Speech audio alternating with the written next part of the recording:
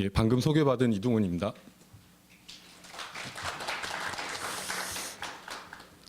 관심도 되게 많으신 인도 시장에 되게 좋은 내용들도 많은데 실패 사례가 왜 첫 번째 섹션으로 와 있는지 잘 모르겠습니다.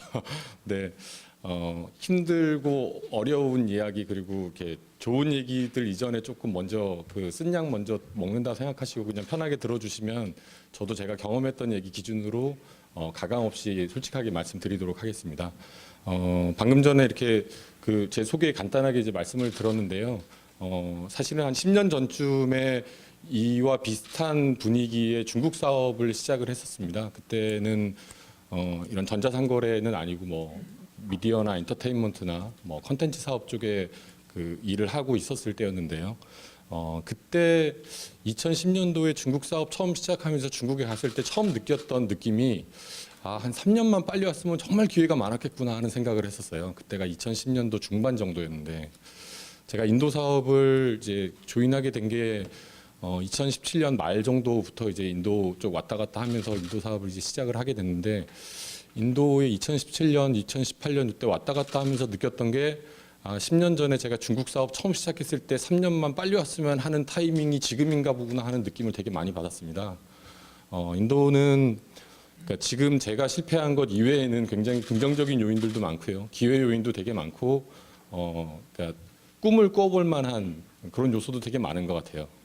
그 전에 제가 경험을 했었던 굉장히 긍정적이고 좋은 이야기들 사이에 숨어 있는 어려운 부분이나 실질적으로 느낄 수 있는 그 함정들, 덫 같은 거 그런 거 조금 한번 말씀드리겠습니다.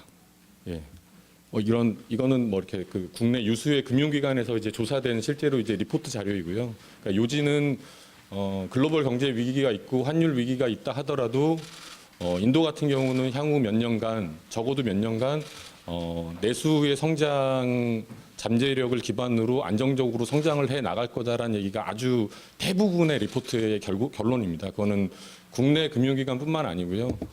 그러니까 중국계 금융기관, 뭐 싱가포르계, 뭐 영미계 금융기관도 거의 동일한 분석 결과를 내놓고 있습니다.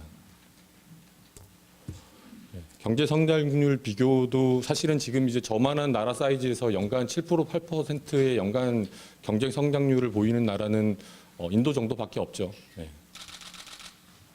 다들 잘 아시는 내용이라고 생각됩니다. 빨리 넘어가겠습니다. 인구 구조는 정말 너무나 아름다운 우리가 머릿속에 있는 가장 아이디얼한 이제 인구 분포 구조를 보이고 있고요. 실제로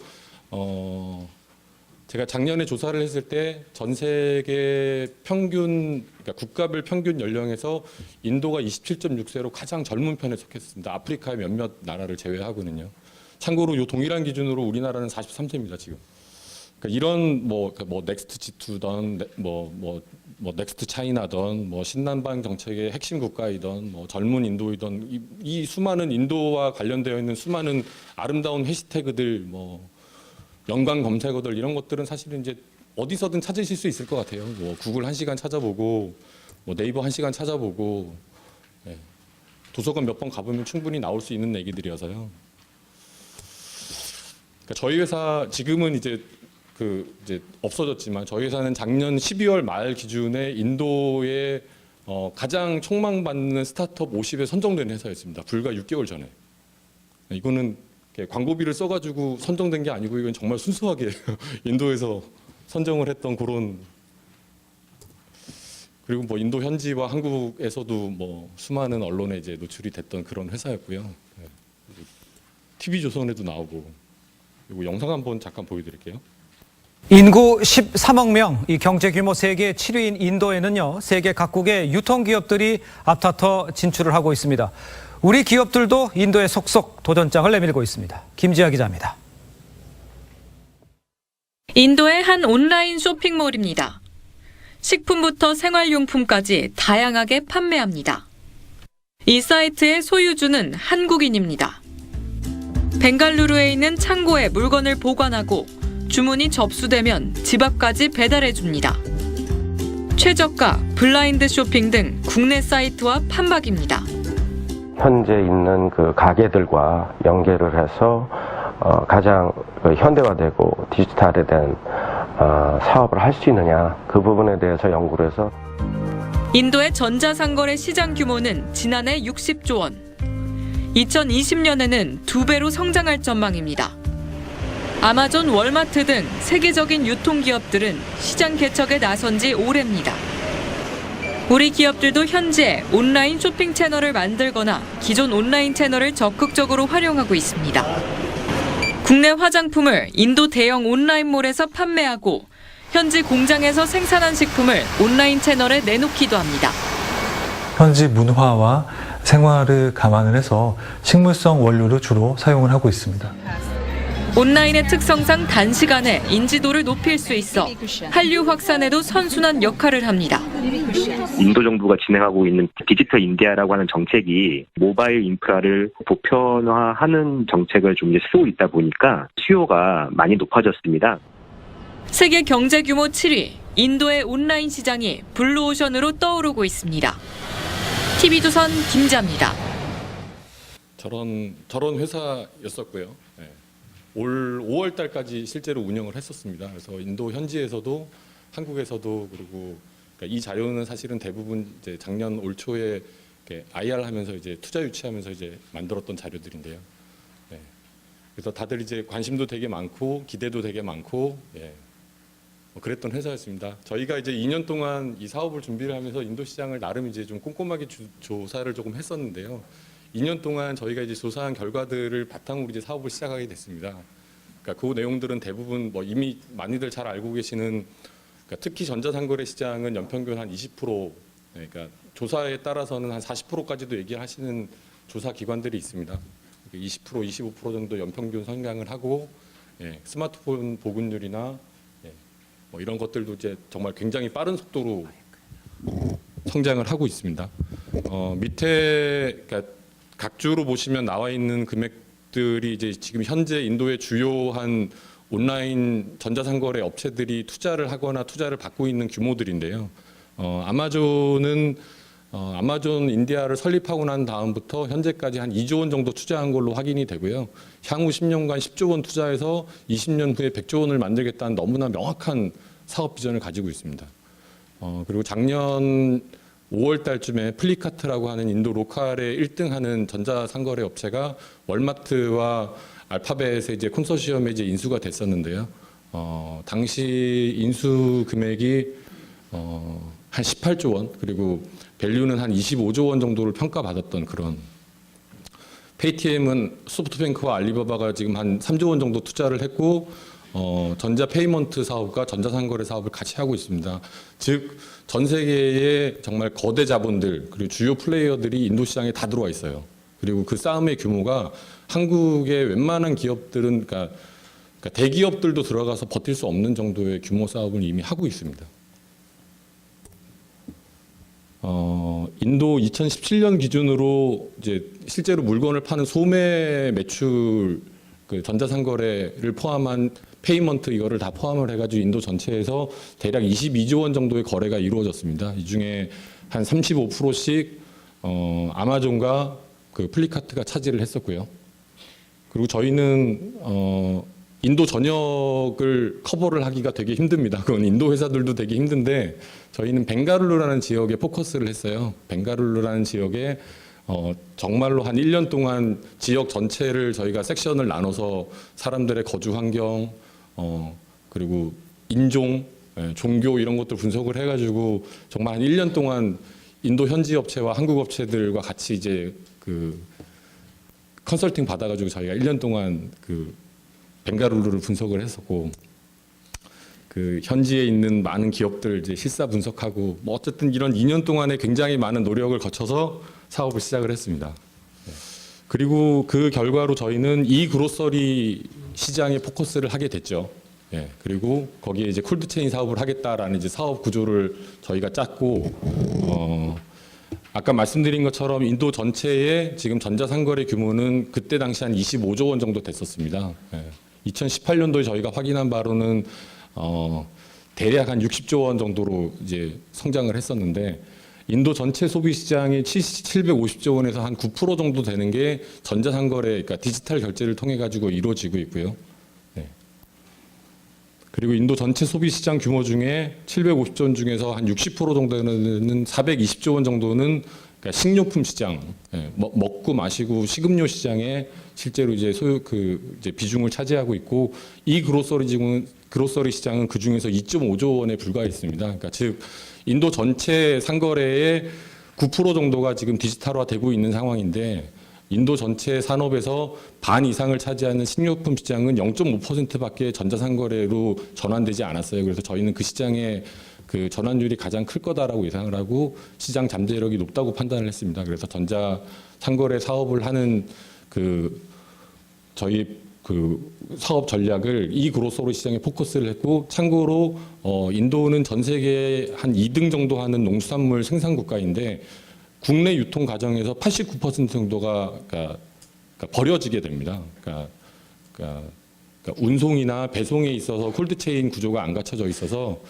그리고 기후도 되게 그렇고 그 도로 사정도 굉장히 안 좋고, 그래서 한 80% 거의 90% 가까운 실제 농수산물 생산량들이 중간에 폐기 처분돼요. 그래서 인도 현지에서도 콜드체인, 냉동 냉장 물류 창고 운송 시스템에 대한 투자가 굉장히 많이 이루어지고 있습니다. 그래서 저희는 벵갈루루라는 지역에 포커스를 해서 이 사업을 진행을 하기로 저희는 이제 사업 전략을 짰었고요.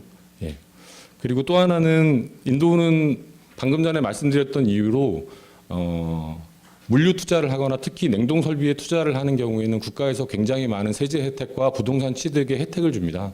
그리고 외국 기업들도 임대 형태가 아니라 실질적으로 100% 소유가 가능한 그런 제도를 가지고 있고요. 그래서 저희가 사업 구조를 짰을 때는 전자상거래 사업을 통해 가지고 온라인 사업뿐만 아니라 부동산 사업이나 장기적으로 물류 사업 자체만으로도 굉장히 큰 사업 가능성이 있을 거라고 기대를 했었습니다. 말씀드렸던 그런 이유로 인도 전체 전 지역, 그러니까 팬 인디아 서비스를 한 게 아니라 저희가 벵갈루루라는 특정 지역에 포커스를 한, 그러니까 지역 세그멘테이션을 통해 가지고 그러니까 지역별 모듈을 만드는 사업 구조로 저희는 짰었고, 첫 번째 지역을 벵갈루루로 저희는 잡았습니다. 벵갈루루라는 지역은 잘 아실지 모르겠는데 인도의 실리콘밸리라 불리우는 그런 도시고요. 인도 IT 기업들의 75%의 본사가 벵갈루루에 있고, 글로벌 IT 인도 진출한 본사가 60% 이상이 벵갈루루에 있습니다. 신흥 도시인데 지금 현재 인도 3대 대도시이고, 인도에서는 소득 수준이 가장 높은 그런 도시입니다. 그러다 보니까 IT 인력들을 구하기도 되게 쉽고요. 벵갈루루에 거주하시는 분들이 IT 서비스를 활용을 하시는데도 굉장히 익숙합니다. 그래서 고객 소비 구조나 고객 세그멘테이션, 그리고 외국인 비율, 그리고 IT 친화도 이런 것들을 따졌을 때 저희는 벵갈루루가 저희가 사업할 수 있는 최적이라고 생각을 했었고, 벵갈루루만의 포커스되어 있는 사업 모델을 개발을 하기 시작했습니다. 그래서 벵갈루루를 3년 정도 후에 한 3년 정도 동안 충분히 이제 공략을 하고 이 성공 모델을 가지고 다른 대도시 지역으로 확장하는 그런 사업 전략을 짰었습니다. 아까 말씀드린 벵갈루루 지역을 저희가 한 40개 지역으로 나누어서 섹션들을 다 쭉 나눴었죠. 그러니까 참고로 벵갈루루 지역을 보면 예를 들면 우리나라 같은 경우에 강남과 의정부의 차이가 강남에서는 예를 들면 5만 원짜리가 잘 팔리는데 의정부를 폄하하는 건 절대 아닙니다. 의정부는 한 3만 원짜리가 잘 팔린다, 이런 정도의 소득이나 그러니까 거주의 차이라고 한다면, 저희가 있었던 인도 중간, 그러니까 벵갈루루 중간 지역과 이쪽 지역은 어느 정도의 차이가 있냐면, 종교가 달라요. 종교가 다르면, 그러니까 거주자들의 대부분이 종교가 다릅니다. 종교가 다르면 종교에 따라서 먹고 안 먹고 하는 식생활이 완전히 달라요. 예를 들면 이슬람이 있고 힌두교가 아실 거 아닙니까? 그리고 종교에 따라서 그러니까 적용되는 페스티벌도 다르고, 그래서 벵갈루루시만 하더라도 이 시 전체에 동일한 서비스를 진행할 방법이 없습니다. 그래서 저희는 어떻게 했냐면, 동일한 물건을 그러니까 접속을 하는 데에 따라서 그러니까 저희 페이지 구성을 달리 했고요. 상품 구성도 달리 했습니다. 달리 보여지게끔 했고, 여기에서 접속하는 사람과 여기에서 접속하는 사람은 심지어는 동일한 품목의 가격도 다르게 그 채택을 했습니다. 그 이유는 실제로 여기서 팔리는 동일한 제품의 오프라인 가격과 이 지역에서 팔리는 동일한 제품의 오프라인 가격 자체가 공식적으로 달라요. 예. 그래서 벵갈루시만 놓고 보더라도 저희는 우리나라 기준으로는 서울 기준의 9단위 정도 사이즈로 섹션들을 한 40개 정도로 나눠서, 예, 그러니까 접속하는 지역에 따라서 시스템 자체, 그리고 품목 구성 자체, 그리고 가격조차도 달라지게끔 그렇게 짰었습니다. 예. 이 얘기를 길게 드리는 건 인도, 그러니까 사업의 특성을 말씀드리는 굉장히 축약적인 건데, 인도 전체 시장을 놓고 보거나 특정 타겟을 놓고 보거나 특정 도시를 놓고 보더라도 그 베리에이션의 정도가 중국에서 봤던 것보다도 훨씬 심해요. 예, 정말 심합니다. 그래서 말씀드린 그런 방식으로 저희는 벵갈루라는 시 자체를 40개 권역으로 나눠서 벵갈루 시 내에서도 접속하는 지역에 따라서 다른 서비스가 느껴지게끔 지역 최적화한 모델을 개발을 했습니다. 그리고 배송 얘기는 배송과 물류에 대한 이야기는 제가 조금 이따 다시 드리겠습니다. 그리고 나름대로 저희가 이 사업을 하기 위한 굉장히 인도팀과 한국팀의 나름 최적의 구성을 짜서, 예, 인력적으로도 굉장히 할만한. 그리고 특히나 저희가 이제 이 사업을 준비를 하면서 대단히 놀랐던 게 그러니까 투자 환경 혹은 시장 환경이라고 말하는 이런 부분이었습니다. 뭐 성장률이나 잠재성에 대해서는 당연히 이제 높게 평가받으니까 그거에 대해서는 길게 말할 필요가 없는데, 이 2번에 대한 항목은 작년 2018년도에 실제로 벌어진 양 국가의 3가지 투자 사례를 정리를 해놓은 겁니다. 11번가가 작년에 SK그룹으로부터 분리되고 계열 독립이 되면서 외부 투자를 받았어요. 그러니까 대략 한 18% 정도의 지분을 5천억 정도의 평가를 받았죠. 그리고 참고로 11번가 같은 경우는 2017년도에 말 거래액 GMB 기준으로 한 8조 원, 9조 원에 가까운 금액을 GMB를 달성을 했었습니다. 물론 뭐 순이익이나 이런 뭐 경영 성과는 적자였지만, 예, GMB 기준으로 8조 원짜리 회사가 18%의 지분을 취득하는데 5천억 정도의 투자를 받았어요. 즉 11번가 전체 회사 밸류가 한 2.8조 원, 3조 원이 조금 안 되는 평가를 받았습니다. 근데 그 한 달 이전에 플리카트라는 회사가, 플리카트도 참고로 2017년도 말 기준으로 8조 원이 조금 넘는 정도의 GMB를 기록을 했습니다. 예. 근데 이 회사가 77%의 지분을 그 월마트한테 팔면서 16빌리언이죠. 그러니까 18조 원 정도를 투자를 받았습니다. 같은 GMB를, 거의 같은 규모의 GMB를 갖고 있는 비즈니스 성과를 내는데 11번가는 2.8조 원의 기업 가치를 평가받고 플리카트는 25조 원의 기업 가치를 평가를 받았어요. 예. 이거는 오픈마켓 형태의 구조이고, 그 밑에 있는 빅바스켓이라는 회사는 이그로서리 회사입니다. 여기는 심지어는 그러니까 GMB 기준의 약 7배. 예. 그러니까 GMB가 한 1,500억 정도 되는 회사인데 실제로 이제 마켓캡을 한 1.2조 원 정도 투자를 받은 이런 회사입니다. 그러니까 우리나라는 GMB 기준의 3분의 1 평가를 받고, 인도는 GMB 기준의 3배를 평가를 받고, 전자상거래에서도 카테고리에 따라서는 7배까지 평가를 받는 이런 시장의 실제 투자 사례입니다. 네, 이걸 보고 저희도 깜짝 놀랐죠. 이 실제 투자 사례를 보고 나서. 네. 그리고 아까 중간에 말씀드린 것처럼 부동산 투자나 뭐 그 저희가 이제 실제로 물류 투자를 했을 때 인도 정부에서 받을 수 있는 우회적인 부동산 불화의 조건들 뭐 이런 것들을 감안을 하면 굉장히 진짜 외국 기업이 실제로 이제 작전을 세워서 의지를 가지고 투자하고 사업을 하기 굉장히 좋은 구조입니다. 실제로 아시겠지만 베트남이나 중국에서는 거의 불가능한 조건들입니다. 모든 게. 예. 그리고 이 타임그룹이라는 회사는 우리로 따지면은 뭐 이렇게 동아일보와 뭐 한 KBS 정도 묶여 있는 그런 인도 최대의 미디어 그룹인데요. 그러니까 신문사를 가지고 있고 TV 매체들을 가지고 있고, 그러니까 이 회사가 초기에 자기네들 기준으로 굉장히 가능성 있는 젊은 벤처 회사들을 보면 그러니까 현물 투자를 하는 그러니까 비즈니스 파트너십을 맺습니다.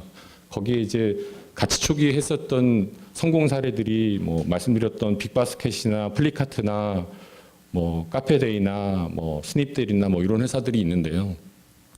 이 회사가 저희한테도 현물 투자를 했었죠. 그러니까 이 의미는 곧 저희가 인도 현지에서 그러니까 메이저 플레이어한테 인정받는 사업 모델이었다는 것과 그리고 식료품 사업을 하는 데 있어서 굉장히 든든한 인도 현지의 민관의 파워를 가진 우군을 갖게 됐다는 것과 그리고 실제로 이제 저희 투자 유치에 효과가 있었죠. 그러니까 이것도 인도 현지에서는 굉장히 저희 회사를 높게 평가했던 그런 사례 중에 하나입니다.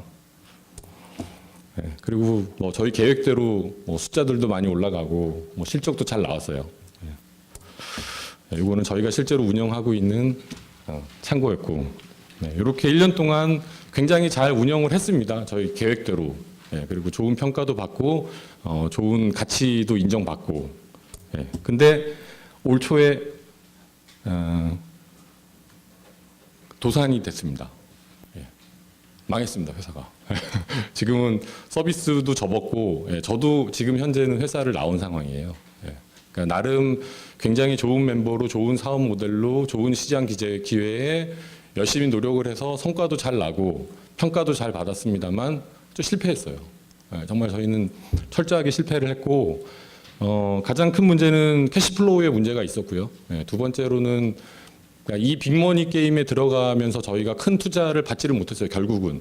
예, 그러니까 저희가 작년 1년 동안 VC들과 개인 엔젤 투자를 통해서 한 50억 정도 투자를 유치를 했습니다. 근데 그 돈을 가지고는 정말 한 달도 버티기 힘든 돈인 거죠. 지금 이 싸움의 규모에서는. 예, 그래서 큰 그 투자를 유치를 못해서 실패를 했고, 예, 지금은 파산을 한 상태입니다. 그 내용별로 하나씩 말씀드리는 게 실제로 여러분들한테 가장 도움이 될 만한 내용일 것 같은데요. 일단 물류 비용이 어마어마합니다. 이 물류 비용은 오른쪽에는 인더스트리 에버리지라고 놔둔 건 저희가 아마존의 건당 물류 비용과 건당 그 항목별 금액들을 저희가 그 일부는 저희가 확인을 했고 일부는 추정을 한 금액입니다. 그러니까 일단 물류 비용만 잠깐 비교를 해드리면요.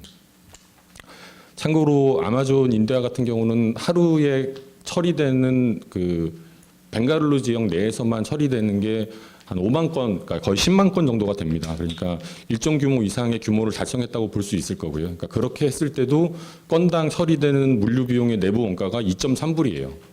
예, 근데 우리는 참고로 이게 거의 5불 중반을 넘어갔었어요. 이게 무슨 말이냐면 우리나라에서 전자상거래 사업을 할 때 물론 이제 자체적인 전자상거래 업체가 자체 물류를 세팅을 하는 방법도 있겠지만 대부분의 경우에는 제3자 물류를 이용을 합니다.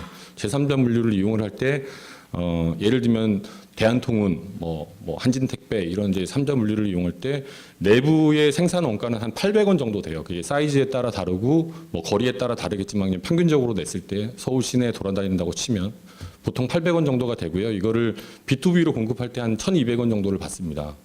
예, 그러니까 전자상거래 하는 사람이 아무것도 물류에 대해서 투자를 하지 않고 그냥 순수하게 100% 3PL 업체를 쓴다 하더라도 건당 배송비가 1불 정도 되는 거예요. 한 건당. 근데 인도는 그게 5불이 된다는 뜻이에요. 예, 그리고 참고로 인도에서는 현재까지는 가용해서 쓸 수 있는 3PL 업체가 없습니다. 3PL 업체를 쓰면 한 2불 정도로 떨어지거든요, 금액이. 근데 정상 전달률이 50%가 안 돼요. 예, 서비스를 믿을 수가 없습니다. 그 정상 전달률의 의미는 그러니까 약속한 날짜에 플러스 원데이 딜리버리, 그러니까 지연 딜리버리 하루를 감안하더라도, 예, 그러니까 그거를까지도 정상 딜리버리라고 했을 때 정상 딜리버리율이 50%가 안 됩니다. 그래서 이제 대부분의 전자상거래, 인도에서 현재로 실제로 플레이하고 있는 대부분의 이제 규모를 갖고 플랫폼을 운영하는 전자상거래 업체들이 대부분 자체 물류 시스템들을 구축을 하고 있어요. 근데 신생 기업들 같은 경우는 말씀드린 것처럼 저희는 아까 보여드렸잖아요. 이렇게 도시를 그렇게 섹션을 40개로 나눠가지고 그렇게 촘촘하게 분석을 해서 벵가룰루 시내에서만 하는데 물류 비용이 건당 5불이 넘어요. 5불이. 네. 네. 한국은 1불이고 인도는 5불이라고 하면은 인도와 한국의 물가를 고려하면은 5배 차이가 아니라 실제로는 한 20배 정도 차이가 나는 거예요. 그러니까 사업을 할 수가 없습니다. 네. 그러니까 그 이유는 여러 가지 이유가 있어요. 여러 가지 이유가 있는데 크게 3가지 이유를 말씀드리면 도로 사정이 일단 그 물류에 대한 인프라가 굉장히 아직까지는 조금 열악한 부분이 하나가 있고요. 또 하나는 집단 거주지가 우리나라만큼 밀집되어 있지 않습니다. 한국은 예를 들면 물류 하시는 서비스 하시는 분이 아파트 입구에 세워놓고 한 5번 처리할 수 있잖아요. 예. 인도는 그게 안 돼요. 그리고 집단 거주지가 없을 뿐더러 그러니까 전자상거래를 이용하는 이용률 자체도 한국보다 높지 않기 때문에 그러니까 한 10집 걸러서 한 개씩 있는 거죠. 예를 들면. 근데 10집이 거리가 한 1km씩 떨어져 있는 거예요. 그러니까 기본적으로 물류의 효율이 안 나옵니다. 그러니까 실제로는 물류 비용에 대한 부담이 제일 컸었어요. 그리고 저희도 이제 그거를 세팅을 하고 그거에 투자를 하는데 돈이 가장 많이 들어갔었고, 저희 캐시플로우에 큰 문제가 생겼던 가장 큰 이유였습니다. 그리고 또 하나는 이것도 정말 이렇게 놀라운 일이었는데요. 인건비가 평균 우리나라 대졸 초임 기준으로 뭐 업종에 따라 다르고 레벨에 따라 다르겠지만 대졸 그 인건비가 보통 한 5분의 1, 뭐 적게는 3분의 1 정도를 추산을 합니다. 인도와 한국 기준으로 봤을 때. 근데 저희가 이제 인도 팀에다가 이 택배 시스템 이제 저희 물류 시스템 운영을 하면서 인도 팀에 그러니까 한번 짜보라고 그랬어요. 구조를 어떻게 짤 건지. 근데 그러니까 이거 한번 그러니까 수정을 한 내용입니다. 지금 이거는 처음에 짠 건 너무 어이가 없어서 어떻게 짜왔냐면. 트럭 한 대에 운전기사 한 명하고 운전기사 보조를 세팅을 해요. 네. 그리고 그러니까 집화장에 가서 물건을 픽업하는 사람을 담당자를 따로 둡니다. 그리고 집화를 하면 드라이빙을 해가지고 이제 그 배송하는 지역까지 가잖아요. 그러면은 거기서 차에서 물건을 가지고 그 딜리버리하는 딜리버리맨이 따로가 있어요. 그러니까 이렇게 4명을 세팅을 하는 거예요. 트럭 한 대에. 네. 그렇게 해서 하루에 50개를 하겠다. 근데 동일한 기준으로 우리나라는 한 사람이 한 180개 하거든요. 진짜입니다, 이거. 근데 그것도 그러니까 그거를 인도 친구들이 뭐 효율성이 떨어진다, 일할 줄 모른다라고 화만 낼 수 있는 게 아니라, 그러니까 차를 세워놓는 곳과 실제로 택배를 하는 곳까지의 거리가 되게 멀기 때문에 드라이버와 딜리버리맨이 따로 있어야 되는 게 합당한 이유예요. 그러니까 저 4명 한 차에 4명씩 딜리버리 하겠다고 세팅을 한 이 한 조의 구성을 인정을 안 할 수가 없습니다. 하나씩 따져보면. 근데 이 얘기는 무슨 말이냐면 그렇게 따지면 사실은 인건비 차이에 4배, 5배 차이는 건 이미 끝난 얘기죠. 그러면서 생산력 기준으로는 우리나라의 3분의 1 정도 수준이죠. 근데 인력 관리 비용이나 그러니까 소위 말하는 매니지먼트 리스크 비용은 우리나라보다 3배가 높죠. 그러니까 실제로는 인건비가 우리나라보다 5배가 5배가 낮다 하더라도 매니지먼트 비용이나 실제로 들어가는 업무 효율성 기준으로 따져보면 우리나라보다 비용이 많이 들어가요. 매니지먼트 비용이나 인력 비용이나 생산성 기준으로는. 가슴 아파라. 네.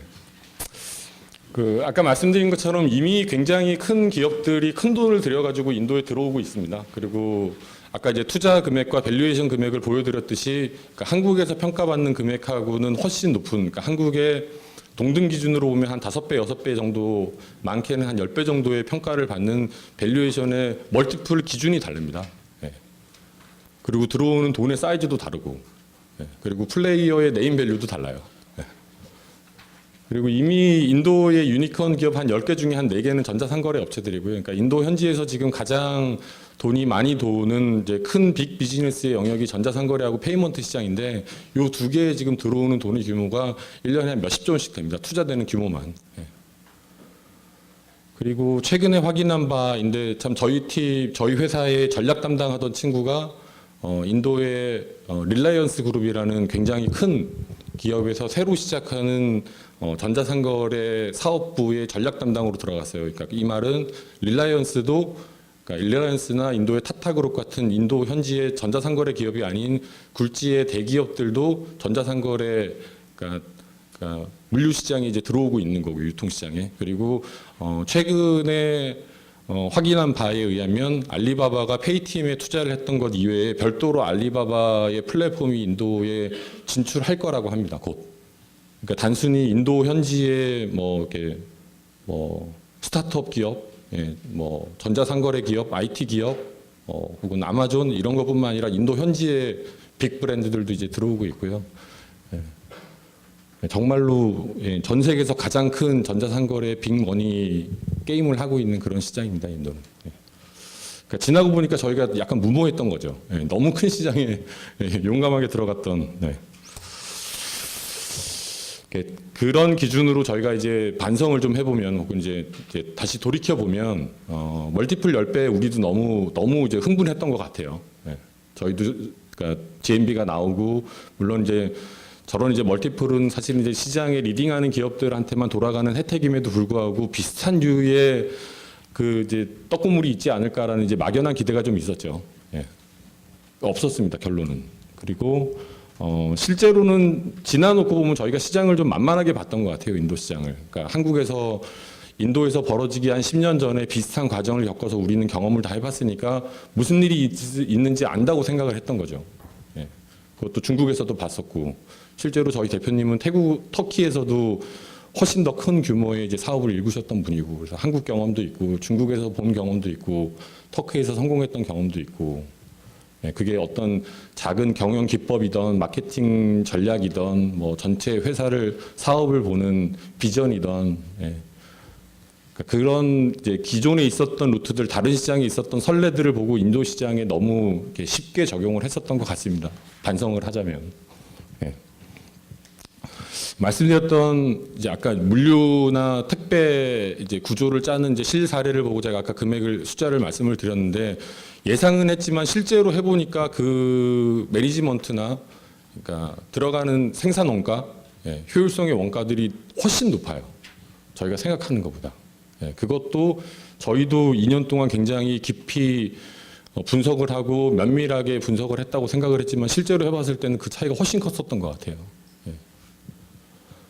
예. 그리고 이렇게 빅머니 게임을 하는데 캐시플로우 관리 안 하고 그냥 우리도 막 50억 쏟아붓고 뭔가 대단한 일이 있을 줄 알고 뭐 그랬습니다. 그러니까 실제로는 저희는 우리보다 10년 정도 뒤처진 시장이라고 생각하고 우리가 들어가서 먼저 경험했던 거나 우리가 해봤던 그 시장이 아직 일반화되지 않은 좀 앞선 서비스 이런 것들 하면 저희는 성공할 수 있을 줄 알았어요. 예. 근데 실제로 가서 보니까 이 시장은 훨씬 더 빡센 시장이었습니다. 예. 그래서 뭐 그냥 결론 비슷하게 뭐 제가 지금 뭐 이런 정도 경험을 해보고 나서 인도 시장이 어떠하니까 어떻게 하십시오라고 뭐 대단한 전략적인 파인딩을 여러분들한테 말씀드릴 수 있는 단계는 아닌 것 같고요. 근데 이제 경험을 해보니 만약에 제가 다음번 비즈니스를 인도에서 또 한다면 혹은 다른 아이템을 가지고 인도에서 다른 형태의 사업을 한다면이라고 이제 생각해 보니 몇 가지 정도는 교훈이 있었던 것 같아요. 그래서 어떤 이유에서든 캐시플로우 그 시장에서 버틸 수 있는 작전은 꼭 갖고 계셨으면 좋겠습니다라는 거였습니다. 그러니까 시장을 뚫는 것도 되게 좋지만 시장을 뚫는 거는 우리의 기술이나 우리의 작전 이외에 다른 요소들이 너무 많은 것 같아요. 예, 그래서 시장을 뚫는 전략만큼 더 많은 시간을 보내시고 고민을 하셔야 되는 부분이 시장에서 버티는 전략, 시장에서 살아남는 전략에 좀 더 많은 시간과 고민과 깊이를 가져가셨으면 좋겠다라는 그런 말씀을 꼭 드리고 싶고요. 두 번째는 뭐 저희 같은 경우이긴 합니다만 실제로 이제 다른 분들은 다른 형태로 들어가시겠지만 실제로 이제 외부 돈이나 투자를 받는 기대보다는 자체 캐시플로우의 관리에 굉장히 이제 잘해야 될 거다. 이거는 이제 앞서 말씀드렸던 버티기의 그 필요성과도 이제 밀접하게 연관이 되어 있는 얘기여서요. 그리고 세 번째는 이거는 저희는 한국 법인은 나중에 인도 법인을 만들고 나서 한국의 법인을 만든 형태예요. 그러니까 실제로는 한국 법인의 인도 사업이 아니라 인도 법인은 인도 법인대로 있고 한국 법인은 별도로 만들었습니다. 예. 근데 그렇게 하다 보니까 제약이 너무 많아요.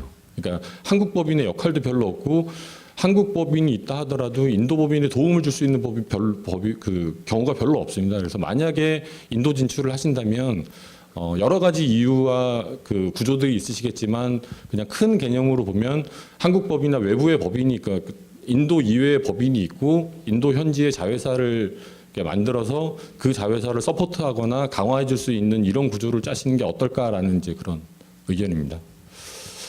그리고 매니지먼트는 아까 말씀드렸던 그런 이제 실제 사례도 말씀드렸지만 그 모든 요소들을 하나씩 따져서 물론 인도 현지인들이 인도 현지 인력들 관리하고 뭐 원가 분석하고 뭐 이런 것도 되게 중요하지만요.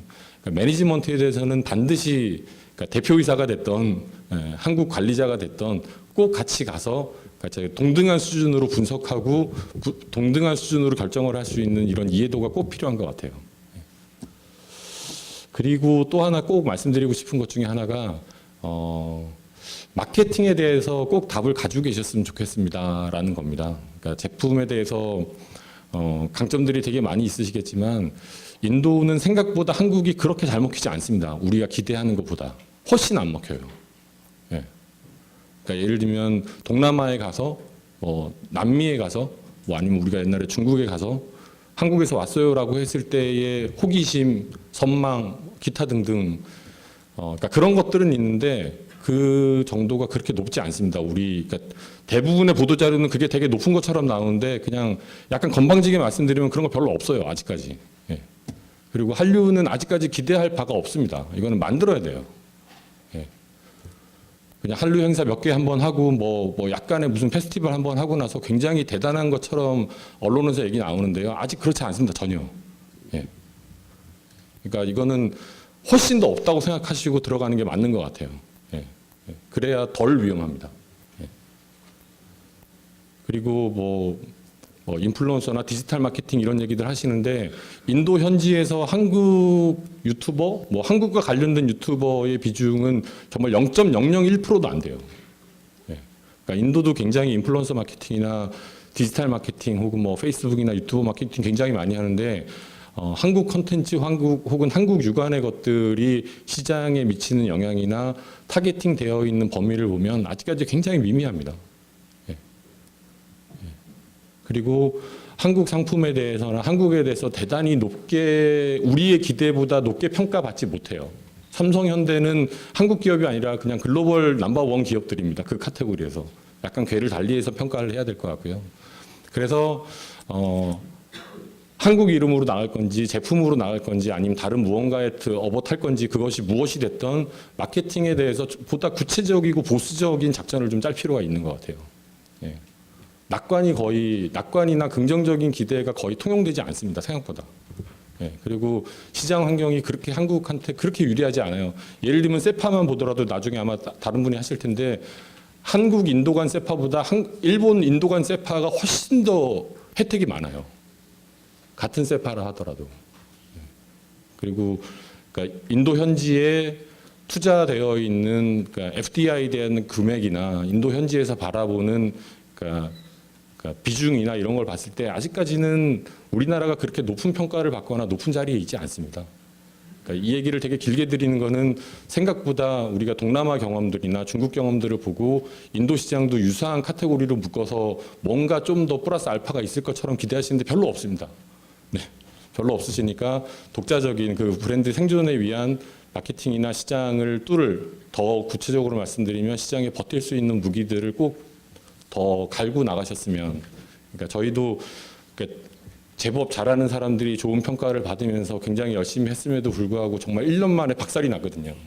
예, 그러니까 저희보다 훨씬 더 좋은 기회들로 좋은 전략으로 좋은 브랜드로 나가실 거라고 기대합니다만 나가실 때 생각보다는 좀 더 보수적으로 그리고 버티기 그리고 좀 더 거품을 좀 걷어내고 나가시는 게 내년 이 자리에서 저희 같은 발표를 하지 않는 그런 기회가 될 거라고 생각합니다. 그러니까 말이 좀 길었고 중언부언했던 내용도 좀 있는데요. 그러니까 약간 벅차 올라오는 것도 좀 있고 해서 준비한 내용은 여기서 마치겠습니다. 혹시 궁금한 사항이나 문의 사항 있으시면 말씀해 주시면 간단히 설명드리겠습니다.